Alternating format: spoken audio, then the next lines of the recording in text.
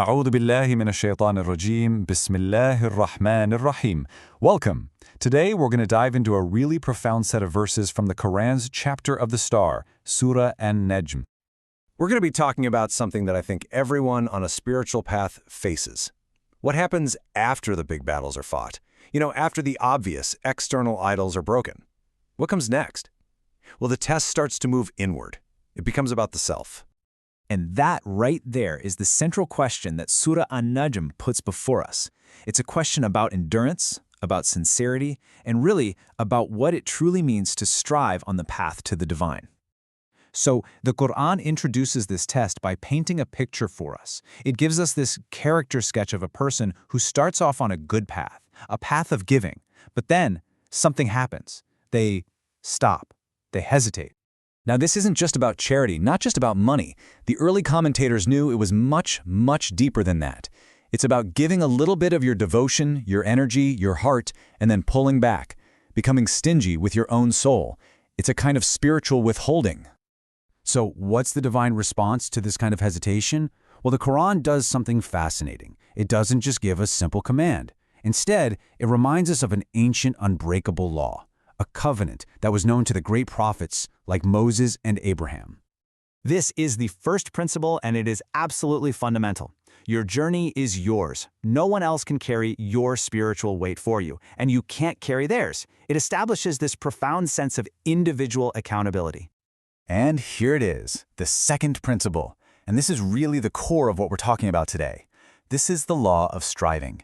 What it's telling us is that the only real currency in the spiritual economy is your effort, your sincere attempt, not your family name, not how much wealth you have, not your status in society, just your striving. So you see, the point here is that these verses lay down a universal law of moral cause and effect. They came at a time when people thought their tribe or their wealth could buy them a special place with God.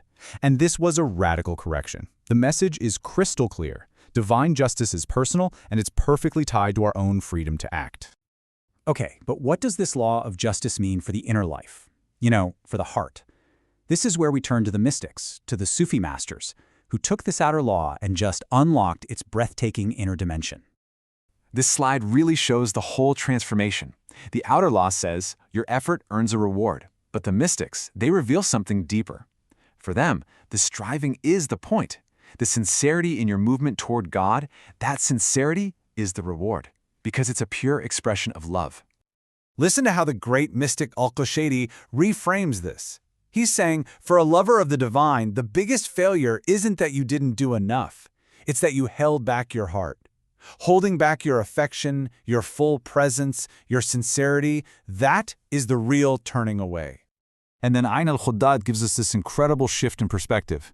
Striving, or sa'i, as it's called in Arabic, is just the physical motion of love. He says God isn't grading you on the final outcome. He's looking at the love that powered the effort to begin with. Even your stumbling is seen, as long as you're stumbling in His direction. And Rumi? Well, Rumi just takes it to a whole other level. He's telling us the journey isn't about frantically trying to get to some distant finish line. No, when your movement is fueled by love for the divine, every single step you take is already a form of arrival. The path itself becomes the destination. Now, this spiritual law isn't just a beautiful thought. The tradition suggests it's actually woven into the fabric of reality itself, sometimes in these hidden, poetic ways. It's like the universe is designed to notice our striving. In this mystical tradition called abjad, where letters have numerical values, the key words in these verses actually tell a hidden story. The numbers map out a journey, from our full human potential, through the act of striving itself, all the way to our ultimate return to divine unity. It's just a beautiful, poetic layer of meaning. And what's really amazing is how this ancient wisdom seems to echo in modern ideas. It's kind of like the law of conservation of energy. Spiritual effort is never wasted, it just transforms. Or think about neuroplasticity, how our repeated actions literally rewire our brains. Our striving actually shapes who we become. And in a universe where every single act is observed by the divine, every sincere effort is seen and it's perfected in God's knowledge. So, let's bring all this home. We've seen the outer law of justice, and we've glimpsed the inner reality of love. How do we actually apply this in our own lives, in our own striving? And this is a real question, right? We all face this.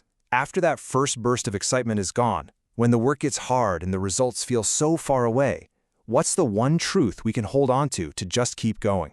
I think the answer comes as this gentle whisper from Rumi.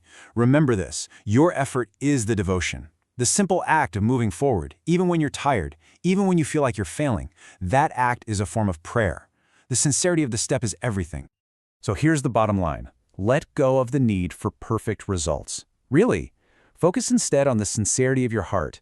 Give your effort without keeping a scorecard of what you expect to get back. And just keep walking the path, especially when no one is watching, because the one who matters most is always seeing. And we'll close with this supplication, this private conversation, inspired by these verses. I gave a little, then held back my heart. Forgive me, Lord, for counting. Teach me to walk without measure, to labor for love, not reward. Let my striving be the proof of longing, my failure, too, a sign of need. I seek no wage but your seeing, and the peace of being truly known. Amen.